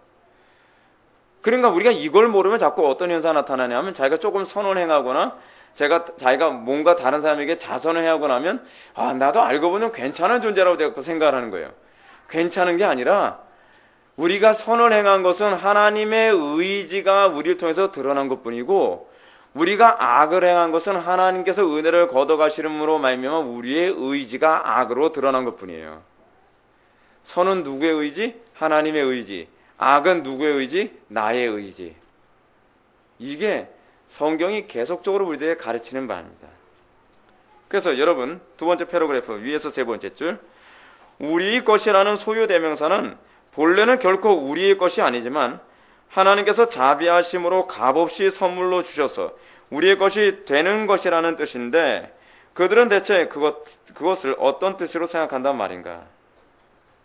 여러분, 우리가 정말 성경을 바르게 정확하게 배워야 되는 이유가 바로 여기 있습니다. 성경의 구석구석을 잘못 알면 자꾸 자기 방식대로 해석하기 좋아해요. 그걸 조심해야만 합니다. 408페이지 밑에서 두 번째 줄. 그런데 이보다도 더 강력한 두 번째 반론이 제기된다. 곧 성경은 우리 자신이 하나님을 예배하며 의를 보존하며 율법을 지키며 열심히 선을 행하는 것으로 인정하는 경우가 많다는 것이다. 그렇죠? 성경의 곳곳은 우리가 하나님을 예배하고 우리 자신이 하나님의 의를 보존하며 율법을 지키며 열심히 선행을 하는 것처럼 표현한단 말이에요. 그러면서 이런 행위들은 지성과 의지의 고유한 기능들이니 우리의 열성이 무언가 신적인 능력에 속한 것임을 함께 나누어 받는 것이 아니라면 그런 일들을 어떻게 성령의 역사하심으로 돌리고 또한 동시에 우리들 자신에게도 돌릴 수 있겠는가 하는 것이다. 이 부분 좀 어려운데요. 요건 좀 제가 설명을 하고 넘어갈게요. 뭐냐면 칼빈에게 있어서의 지성과 의지에 대한 용법을 좀 이해를 좀 해야만 합니다. 여기에 좀 집중을 하세요. 이거 집중해야 이해할 수 있는 영역이에요. 칼빈은, 그러니까 우리는 사실 이렇게 한글 성경으로 보니까 우리는 그걸 잘 모르는데, 칼빈은 주로요, 기독교 강의에서나 그렇지 않으면 칼빈 주석 같은 데서, 의지라고 하는 지성이라고 하는 단어를 사용할 때 항상 영어로 어떤 단어를 사용했냐면, 마인드라고 하는 단어를 사용했어요. 그리고 의지라고 하는 단어는요, 거의 항상 뭐로 사용을 했냐면, hurt라고 했어요. hurt. 우리 마음. 근데 이렇게 사용을 한 이유가 뭐냐면 아까 제가 서론에서 얘기했던 것처럼 르네상스 시대의 인문주의적 사고방식을 그대로 수용을 한 거예요. 그러니까 여러분, 칼빈이 정말 대단한 인물이 뭐냐면 인문주의자들의 가르침에서 무조건 다 배교를 한 것이 아니라 칼빈이 지금 이 소위 지성을 영어 단어로 뭐로 썼다고요? 마인드. 제가 아주 받아주기 좋게 발음하지 않습니까? 마인드. 그리고 그 의지를 뭐라고 번역했다고요? 받아주기 쉽게 제가 말씀드리면 하트라고 이렇게 썼어요. 근데 이게 이런 식으로 그러니까 인간의 영혼 또는 정신을 이런 식으로 진단하고 해석했던 사람이 누구냐면 플라톤이에요. 근데 칼빈은 플라톤의 이 사고방식은 성경적으로 옳다라고 판단한 거예요. 여러분, 그래서 제가 여러분한테 그런 말씀드리죠. 플라톤주의에서 나온 이단들이 굉장히 교묘해서 분석하기가 어렵다고요. 분별해줘도 사람들이 참 말귀를 못 알아들어요. 그 정도로 플라톤이 굉장한 천재입니다. 플라톤이요, 그리스도만 알았다면 정말 구원 받았을 것 같아요. 제가 보기에는. 그러니까 플라톤의 철학에서 그리스도만을 들어가게 되면 중보자에 관한 개념만 있었다면 거의 복음의 완성에 가까울 정도 플라톤의 철학은 굉장히 뛰어났어요. 근데 여기서 그러면은 지성과 의지의 관계를 봅시다. 칼빈은 아까 지성을 마인드로 의지를 하트로 이제 표현했는데 지성은 우린 대부분 지성하게 되면 지적인 능력으로 이해하지 않습니까? 근데 여러분, 이게요, 우리가 교회 교육에서 굉장히 중요한 개념을 이 마인드와 hurt에서 우리가 좀 찾아야 돼요. 칼빈의 이 교육적 개념이 여기서 나와요. 이 지성이란 지적인 능력만이 아니라 도덕적이고 종교적인 능력과 기능을 지녔다라고 생각해요. 그래서 어떻게 교육시키냐에 따라서요, 이 도덕성과 종교성이 자리를 잡아요. 교육이 굉장히 중요한 영역을 차지해요. 그리고 이 지성이 어떻게 그 자리를 잡았냐에 따라서 의지는 지성의 기능이 식별을 하죠. 뭘 식별하냐면 이게 종교적으로 옳은 거야, 그런 거야 라고 교육을 받잖아요. 지적으로 교육을 받으면 종교적인 개념이 어떤 지성에 정립이 되지 않습니까? 그럼 그것을 근거로 해서 우리의 마음은 옳고 그름을 식별하고 판단하고 그것을 제공해서 행동에 옮기게 만드는 역할을 한다는 거예요. 그래서 그게 마음의 작용이에요. 마음의 작용. hurt. 그럼 뭐라고 해요? 의지. 그러니까 칼빈은 의지가 마음에서 나온다고 보는 거예요. 의지가요. 그래서 여러분, 우리 기독교는요, 무식하게 신앙생활해서 신앙생활을 할 수가 없어요. 그래서 칼빈이 플라톤의 말을 그대로 인용해서 이런 식으로 표현합니다. 지성 없는 의지는 맹목적이고 의지 없는 지성은 행함이 없다. 의지는 지성의 손을 잡고 길을 가야 한다. 라고 얘기하고 있어요. 다시 말씀드릴게요. 지성이 없는 의지는 어떻게 해요? 맹목적이고. 요즘 그렇잖아요. 많은 교회들이 지성이 없는 의지가 많잖아요. 바르게 가르치질 않아요.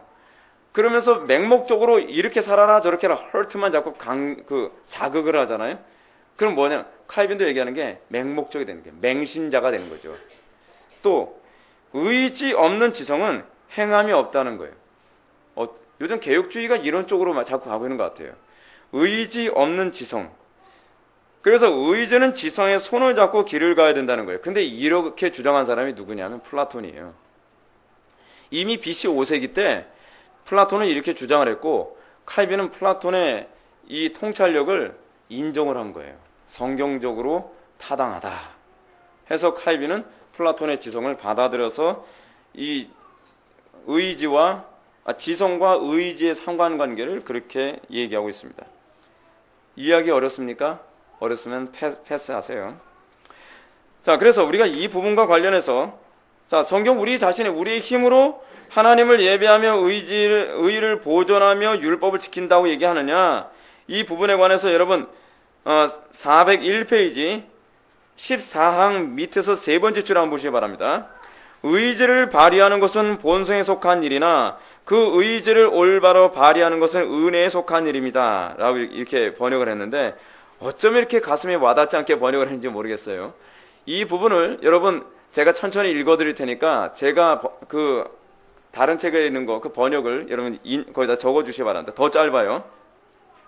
어거스틴이 이 말을 어떻게 얘기했냐면 원하는 것은 생리적인 것이지만 옳게 원하는 것은 은혜로 된다. 훨씬 가슴에 찌릿하게 와닿지 않습니까? 그죠? 어거스틴이 엄청나게 명언을 얘기하는데 원하는 것은 생리적인 것이지만 우리가 뭘 원하죠? 죄를 원하죠. 그리고 우리는 옳지 않은 걸 원하죠. 그 원하지 않은 것은 생리적인 것이지만 옳게 원하는 것은 은혜로만 된다라고 얘기를 하는 거예요. 얼마나 적절한 표현입니까? 무슨 얘기죠? 우리가 예배하는 것에 대한 열망, 우리가 의를 행하고자 하는 열망, 우리가 열심히 선행을 하고자 하는 열망이 우리의 자유의지의 결과가 아니라 어거스틴은 뭐라고 얘기하는 거예요? 은혜의 결과라는 거예요. 은혜의 결과. 근데 놀라운 게 뭐냐면 제가 칼빈의 책을 본 건지 어거스틴의 책을 본 건지 제가 다 기억이 안 나는데 제가 좀 머릿속에 좀 뒤집박혀서 약간 헷갈려요. 근데 거기서 이런 말을 해요. 하나님께서는 우리에게 어떤 선행을 하거나 어떤 악행을 하는 어떤 부분에 있어서도 결코 강압적으로 하게 하시는 일은 없다는 거예요. 특히 선행을 하게 할 때에 하나님은 우리의 마음속에 지식과 그리고 많은 은혜 통해서 설득하는 과정을 거치시고 그리하여 우리의 마음이 자발적으로 그것에 동의하여 그 행위를 하도록 만드신다는 거예요. 이것이 은혜의 작용의 특징이에요. 은혜의 작용은 강압적이지가 않아요. 은혜의 작용은 우리의 마음이 동의하여 그래서 항상 성경은 우리에게 뭐라고 얘기하냐면 그리고 특히 구약에서 신약을 얘기할 때 뭐라 하냐면 즐거이 자발적으로 헌신하는 새로운 백성이 창조된다고 얘기해요. 그것이 신약교회의 특징이에요. 자발적으로 동의하여 기쁨으로 우리는 순교하는 자리까지도 가는 것이죠. 그것이 신약교회의 특징이라는 것이죠. 15항 성령의 역사와 인간의 의지적 행위라고 하는 부분을 보겠습니다. 그러므로 하나님의 은혜, 곧 중생을 논할 때 뜻하는 그런 의미에서 하나님의 은혜야말로 성령께서 사람의 의지를 지도하고 다스리는 규범이라는 것이다. 성령께서 다스릴 때는 반드시 교정하시고 변화시키고 새롭게 하시는 역사가 나타난다라고 얘기해요. 무슨 얘기냐면 성령의 다스림 가운데 있음은 무엇으로 입증되느냐? 여러분들이 성령 가운데 있다는 건 여러분 뭐로 입증이 가능한지 아십니까? 교정되고 있느냐? 변화되고 있느냐? 새롭게 하는 역사가 나타나냐고 하는 문제예요. 맨날 성령 충만하다고 얘기하면서 성령 충만하다고는 말을 하는데 교정이 안 돼요. 맨날 뭔가 충만하다고 맨날 얘기하는데 뭐 은사도 많이 나타난다고 하는데 변화가 없어요. 그리고 새롭게 하는 역사가 없어요. 그거 뭐예요? 성리 역사 아니라는 거예요. 성리의 역사의 특징을 칼빈은 뭐라고 했냐면 반드시 교정하고 변화시키고 새롭게 하는 역사가 나타난다는 거예요. 그래서 칼빈이 뭐라고 얘기하냐면 그 다음 패러그래프 첫째 줄 한번 보시기 바랍니다. 한편 은혜가 의지를 파괴시키는 것이 아니라 오히려 의지로 회복시킨다라고 얘기해요. 다시 얘기한다면 칼빈이 이 얘기를 하는 이유가 이겁니다. 지금 어거스틴의 말을 인용을 했는데 어거스틴의 말을 이렇게 인용한 이유가 뭐냐면 이런 식으로 사람들이 오해하게 될까 봐 그런 거예요. 성령께서 움직이시고 행하시고 촉구하시고 참으시고 지키심으로 그의 역사를 수행한다. 누굴 통해서? 우리를 통해서. 여러분들이 인내하게 하는 게 누가 하게 하시는 거예요? 성령께서. 여러분들이 열정대로 행하게 하시는 게 누가 하게 하시는 거예요? 성령께서. 여러분들이 어떤 일을 끝까지 지키고 수행하게 하시는 게 누가 하시는 거예요? 성령께서. 은혜로 되는 거라는 거예요. 은혜로 되는 것인데, 자, 그러면은 성령께서 하시는 거라고 한다면, 자, 봐라. 그러면 하나님께서 우리의 의지를 꺾으시는 거 아니냐? 했을 때 칼빈은 꺾으시는 게 아니다. 어거스틴의 말을 한번 인용해 볼까? 그래서 이렇게 하는 게 뭐냐? 은혜가 우리의 의지를 꺾거나 파괴시키는 것이 아니라 오히려 정상적인 의지로 회복시키는 거라는 거예요. 이게 정상이에요. 이게 정상. 마지막 아담과 연합하여 회복된 의지가 나타나는 것이죠. 그래서 맨 밑에 줄 보시게 되면 본성적인 의지가 너무나도 타락하고 부패한 상태에 있으므로 그 의지 본성 자체가 완전히 변화되어야 하기 때문이다라고 얘기해요. 타락하고 부패한 상태에 있는 의지를 정상적으로 복원시켜 준 거예요. 은혜가 하는 일이 그거예요. 강압을 하는 것이 아니라 뭐 하는 거예요? 회복시켜 주는 거예요. 우리 교회 이름처럼. 하나님께서는 그 은혜를 통해서 억압하질 않아요. 때로는 저는 이런 생각이 들어요. 우리는 죄를 짓 때 악한 영이 막 강압적으로 사로잡아서 사람을 죄 짓게 하는 경우가 많이 있잖아요. 안 믿는 사람들 보면. 근데 저는 하나님이 너무 신사적인 것 같아요. 죄를 짓고 싶지 않은 마음이 우리의 마음에 가득하잖아요. 아, 제발 좀 사로잡아 주시지. 그냥 우리의 자유를 좀 걷어가셨으면 좋겠어요. 그냥 우리 죄 안 짓고 살게 좀 해주세요. 좀 그러고 싶어요, 진짜. 근데 하나님은 인격적이시라서 그러질 않아요. 그게 하나님이 하시는 방식이에요.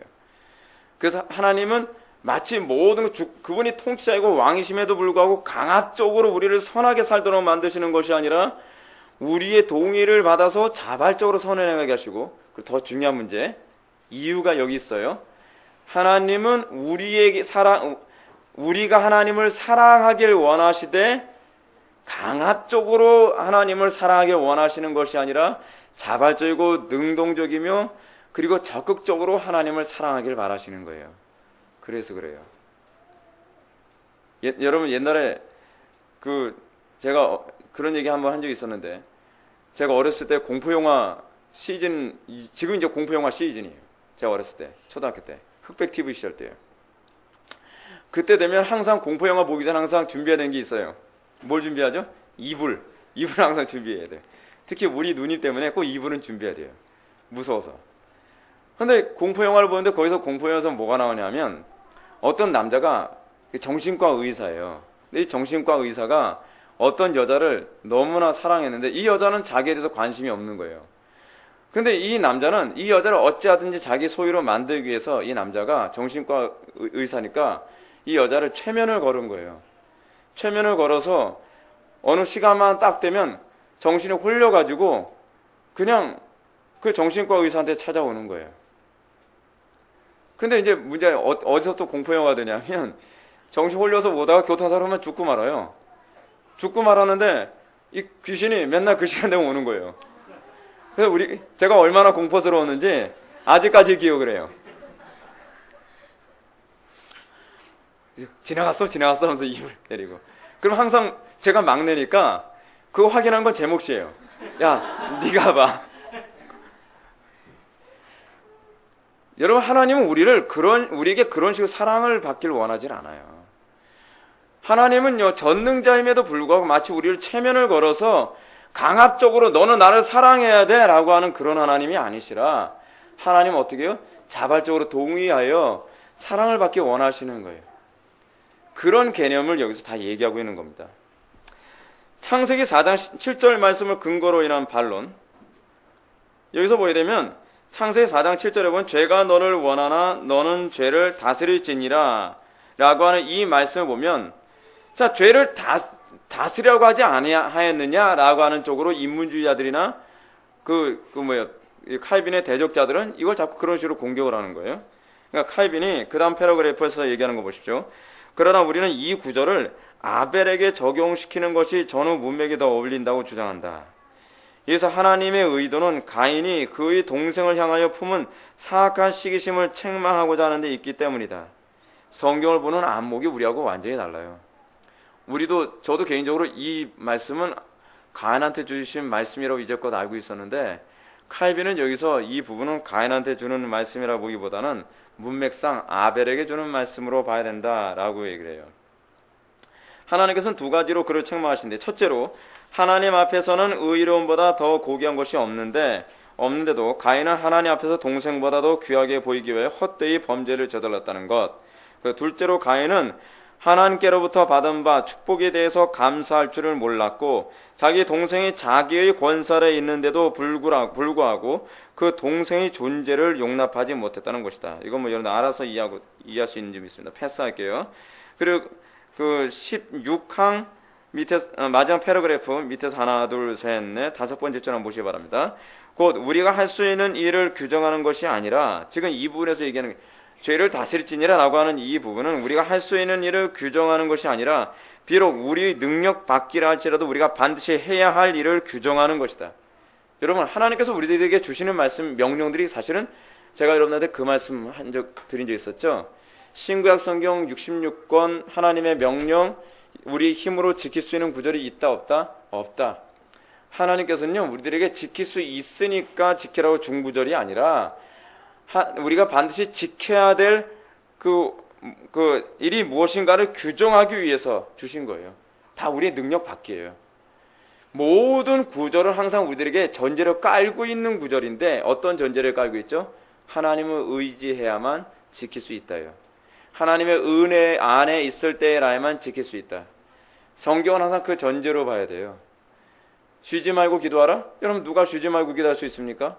누가 항상 기뻐할 수 있습니까? 누가 범사에 감사할 수 있습니까? 제가 범사에 감사하는 거 제 힘으로 하려고 했는데 죽어도 안 되더라고요. 짜증만 자꾸 나고 불평만 자꾸 나오고 하나님 말씀대로 안 사라지고. 근데 하나님 앞에 하나님 감사할 수 있는 능력 주세요. 감사할 수 있는 믿음 주세요. 은혜 주세요. 그러니까 감사할 수 있게 되어주더라고요. 제가 이렇게 얌전하게 기도한 건 아닙니다. 죽기 살기로 매달리는 거예요. 그렇게 안 살고 싶으니까. 제가 여러분한테 끊임없이 얘기하잖아요. 경건하게 예배하십시오. 항상 하나님 앞에 기도할 때 바르게 기도하십시오. 제가 할 때 항상 전제를 깔고 있는 게 뭐라 그랬어요? 은혜를 구하라는 거예요. 우리 힘으로 할 수 있는 영역이 하나도 없어요. 강단 설교가요, 여러분들 힘으로 할 수 있는 건 아무것도 없어요. 그러니까 여러분 다 찔리잖아요. 예배 끝나고 나면 완전히 벌집이 돼버리잖아요, 가슴이. 근데 여러분, 이것을 하나님의 은혜를 구하라는 말씀이구나 라고 하는 전제로 듣지 않으면 맨날 죄만 지적한다고 그렇게 들리는 거예요. 이거 죄 지적하는 게 아니거든요. 강단 설교 통해서 계속 여러분들에게 요구하는 게 뭐냐면, 이 정도로 여러분들은 하나님의 은혜 없이는 살 수 없는 존재라고 하는 여러분들의 이 가련함을 드러내기 위한 거예요. 가련함을 드러내기 위해서. 여러분, 정말 설교 한 편을 듣고 나면 여러분들 마음속에 어떤 생각이 들어야 이게 정상적으로 설교한 거냐면, 나는 내 힘으로는 결코 살 수가 없구나. 내가 하나님의 은혜를 의지하지 않고서는 내가 할 수 있는 게 아무것도 없구나. 정말 난 오늘 설교 듣고 난 정말 처참하다 라고 느낀다면 그게 은혜 받은 겁니다. 설교 듣고 나서 자기 자부심 막 뿌듯해가지고 거 봐, 이 정도면 뭐 난 뭐든지 다 할 수 있지 라고 하면서 그런 식으로 가면요, 이건 정말 예수 잘못 믿는 겁니다. 여러분, 우리가 항상 주님의 은혜 안에 있으면서 그 은혜의 귀중함을 여러분들이 깨닫게 되진다면, 여러분들은 저스틴이라고 하는 그 순교자의 그런 모습을 그대로 따라가게 되지 않을까 하는 생각이 듭니다. 저스틴이 순교하기 전에 고문을 당합니다. 고문을 당하면서 너는 왜 많은 많은 신들, 그러니까 거의 제신이라고 이제 거의 번역을 했는데, 제신 했을 때 그 제가 모두 제자 사용하거든요. 그러니까 다신 종교인 제신을 섬기질 아니하고 너는 왜 유독 이 다른 신하고 같이 섬기면 될 걸 가지고 왜 유독 예수님만 믿어야 된다고 생각하느냐라고 얘기를 이렇게 질문 던지니까 이 저스틴이 뭐라고 얘기했냐면 나는 내가 오로지 여호와 하나님만 그리고 예수 그리스도 안에서만 유일한 구원과 은혜가 있다는 것을 깨달았기 때문이다. 그래서 저스틴한테 뭐라고 했냐면 이 가련한 자요라고 얘기를 했는데 여러분 진짜 가련한 자는요 저스틴을 죽이기 위해서 준비하고 있는 그 사람이 아니라 오히려 순교하는 그 순간에도 오로지 주님의 은혜만을 의지하지 않은 그 저스틴이야말로 정말 부유한 사람이고 정말 복된 사람이라는 걸 믿으시기 바랍니다. 여러분이 날마다 그 마음으로 살아갔으면 좋겠어요.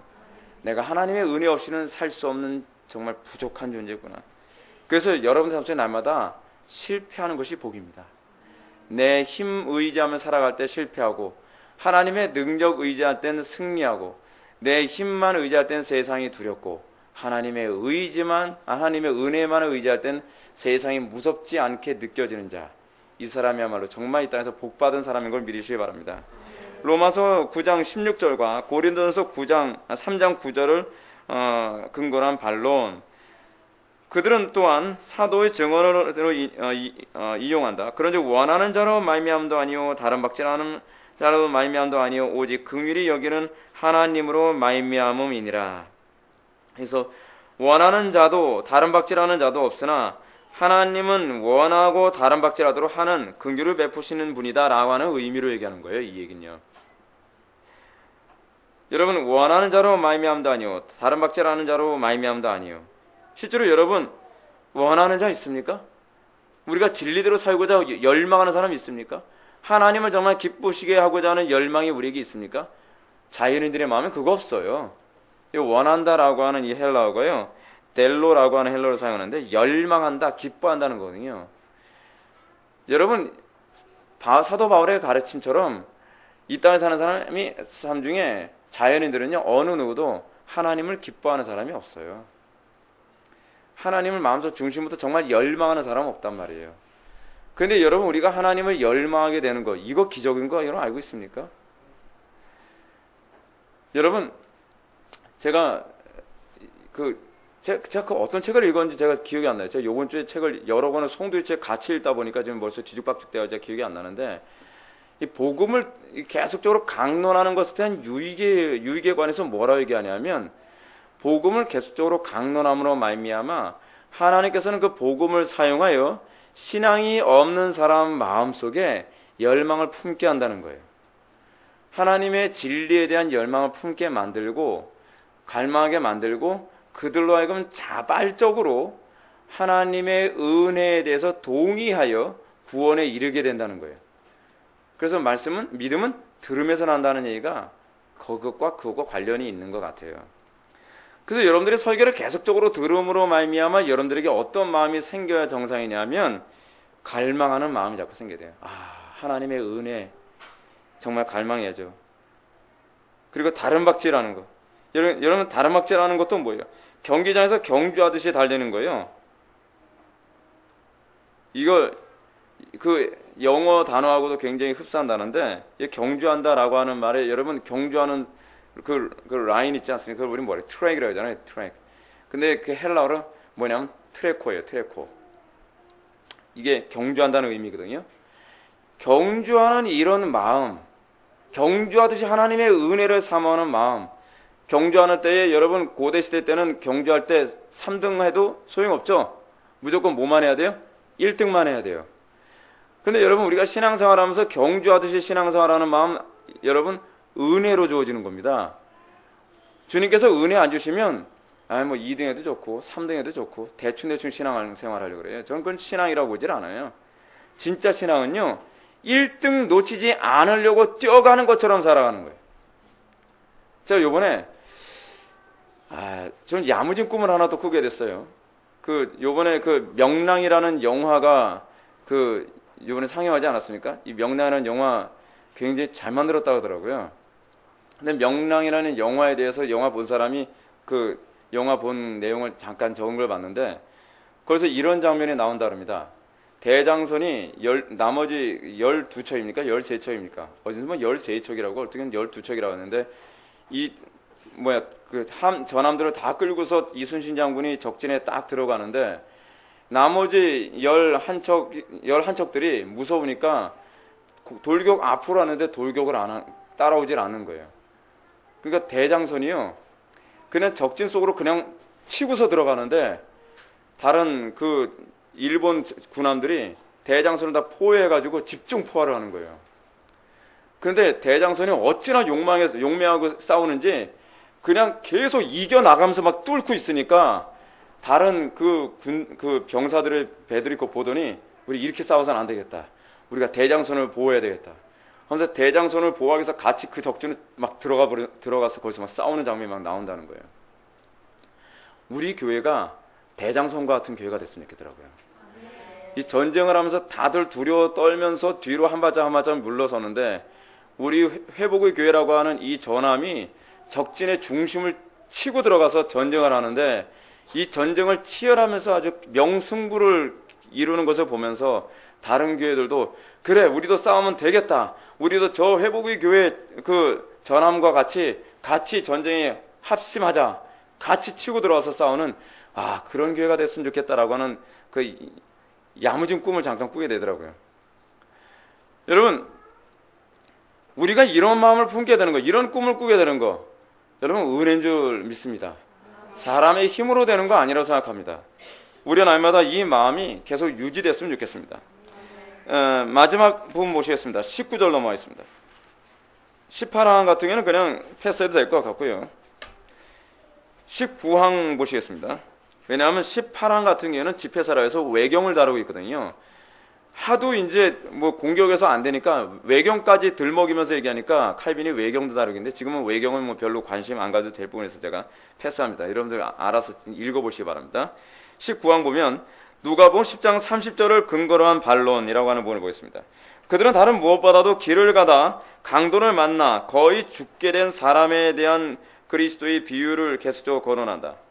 그래서 여러분 강도 만난 그 이웃 있지 않습니까? 강도 만난 이웃입니까? 강도 만난 이웃이라고 얘기해야 되나요? 하여간 강도 만난 사람에 대해서 성경은 뭐라고 얘기하냐면 절반쯤 살아있는 것, 우리 개혁성경에서는 거의 죽은 것으로 번역하고 있는데 원문에 의하면 절반쯤 살아있는 것이라고 이제 그 언급이 되어 있나 봐요. 근데 이걸 보게 되면 인간은 전적으로 타락한 것이 아니라 선을 행할 의지가 한 반 정도 살아있으니까 절반 정도는 의지가 있는 거 아니냐. 반 펠라기우스적으로 얘기하고 있는 거죠. 이런 개념으로 얘기하는 것에 관해서 그러면서 이렇게 얘기하는 거죠. 죄와 마귀가 아무리 사람의 모습을 일그러지게 만들고 약탈을 해갔다 해도 그 이전의 선의 흔적들이 어느 정도 남아있다라는 식으로 주장한다는 거죠. 이게 세미펠라기안주의, 반펠라기안주의적 사고방식 아닙니까? 우리도 선을 행할 능력이 조금 있다. 그렇죠? 우리가 병들은 거지 죽은 건 아니다. 이게 천주교적 사고방식이거든요. 제가 나중에 이제 천주교에서 얘기하는 반펠라기우스적인 사고방식이 어떤 건지 좀 설명해 드릴 기회가 있었으면 좋겠는데 우리가 생각하는 그 펠라기안하고 또 달라요. 천주교에 대해서 나중에 좀 설명하겠습니다. 이것이 어떤 문제가 있느냐. 첫째, 맨 밑에 줄. 가령 내가 그들의 알레고리를 받아들이지 않는다면 그들은 어떻게 하겠는가. 이 알레고리는요, 여기서 절반쯤 살아있는 상태라고 하는 이 표현은 굉장히 알레고리적으로 해석한 거예요. 거기서 그 얘기하려고 하는 게 아니거든요.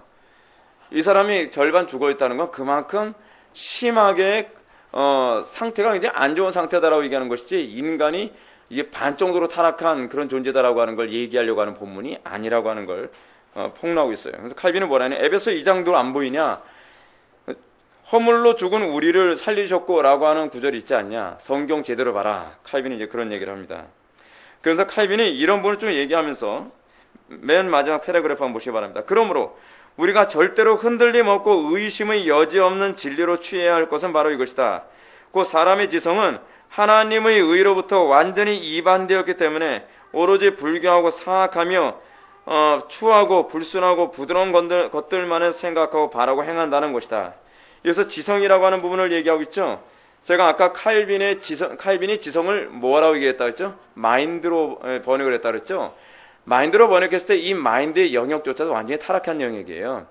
칼빈은 이 마인드의 영역조차도 성령의 조명이 있어야만 우리의 의지가 바르게 작동한다고 생각을 해요.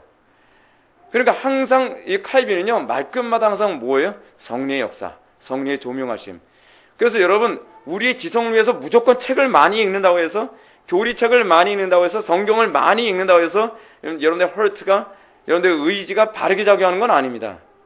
항상 우리는 어떤 태도를 견져야 돼요? 성령의 조명하심으로.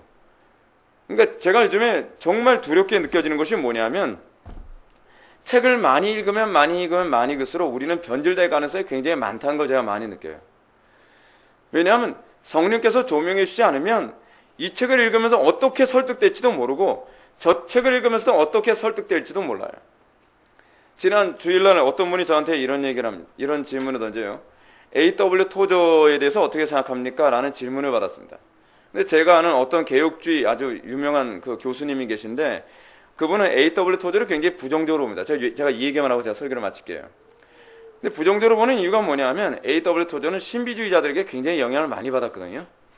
뭐 타울러라든지 에크하르트라든지 특히 이제 이 독일 신학이라고 하는 책이 대부분 신비주의자들의 영향을 많이 받은 책들이에요. 독일 신학.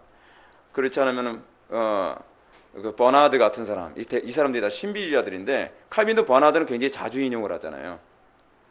근데 버나드 같은 경우에는 가장 어떤 사람이라 했죠? 어거스틴적인 사람이라 그랬죠.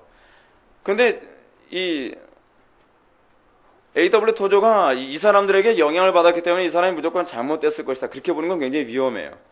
왜냐하면 교회에서 안에서도 이렇게 신비주의자들에게 영향을 굉장히 많이 받은 사람이 있었거든요. 그게 누구냐면 바로 마틴 루터거든요. 근데 마틴 루터가 이 신비주의자들에게 영향을 많이 받으면서도 불구하고 마틴 루터의 글을 읽으면 놀라운 게 뭐냐면요. 신비주의자들의 잘못된 부분은 다 피해가고 있어요. 그래서 대부분의 역사학자들이 다들 뭐라고 얘기하냐면 마틴 루터는요. 놀라울 정도로 분별력이 뛰어난 사람이라고 얘기해요. 어떻게 이렇게 신비주의자들의 오류를 정확하게 피해가면서 그들이 가지고 있는 장점만을 끌어와서 종교개혁을 하는데 헌신할 수 있었는지 모르겠다는 거예요. 그 왜 그러냐면 마틴 루터는 굉장한 기도의 사람이었거든요. 분별력, 성령의 조명하심을 통해서 그 많은 책을 읽으면서 그 책의 독서에 오염이 되지 않은 거예요. 저는 A.W. 토저도 그런 분이라고 봅니다. A.W. 토저는 굉장히 독서를 많이 하는 사람이지만 굉장히 기도를 많이 하는 사람이었거든요. 그러니까 A.W. 토저가 이 신비주의자들의 책을 많이 읽었지만 그 책에서도 독서를 정확하게 걸러낼 줄 아는 능력이 있는 사람이라고 봐요. 그러니까 제가 여러분에게 말씀드리고자 하는 것이 무엇입니까? 쉬지 말고 기도하십시오. 여러분들 항상 분별력을 구하십시오. 오늘날 이 시대가 분별력이 굉장히 떨어진 시대예요. 그러다 보니까 제대로 된 교리를 들으면서도 그걸 제대로 분별할 줄 몰라서 그것도 잘못된 거라고 생각하는 경향이 많이 있지 않습니까? 여러분들이 이 땅을 살아가면서 어차피 많은 영향을 받게 되어 있습니다. 많은 사람들에게 많은 지식의 영향을 받게 되어 있어요. 그런 가운데서 여러분들이 변질되지 않고 끝까지 믿음을 지키는 방법이 무엇이냐면 성령께서 주시는 그 분별력 안에 항상 살아가기를 열망하는 것입니다. 그럴 때에 여러분들은 바른 지성 안에서 바른 의지를 여러분들 행하면서 하나님께 영광 돌리는 삶을 살 수 있을 것을 믿으시기 바랍니다. 다 같이 기도하시겠습니다. 사랑이 많으신 하나님 아버지, 우리가 오늘 이 시간 칼빈이 어떻게 그 당시 인문주의자들과 또 적대자들의 그 반박에 대해서 어떻게 그것을 성경으로 극복해 나간지 우리가 살펴봤습니다. 아버지 하나님, 우리가 이 땅을 살아가면서 정말 하나님의 은혜의 중요성을 단 한순간도 망각하지 않게 하여 주시고 매 순간순간마다 우리의 선함이 항상 주님으로부터 나오며 우리의 악함은 우리의 본성임을 자각하고 깨달아 항상 하나님의 은혜만을 의지하며 살아가는 믿음의 용사들 될 수 있도록 은혜 베풀어 주옵소서. 예수님의 거룩하신 이름으로 기도드립나이다. 아멘.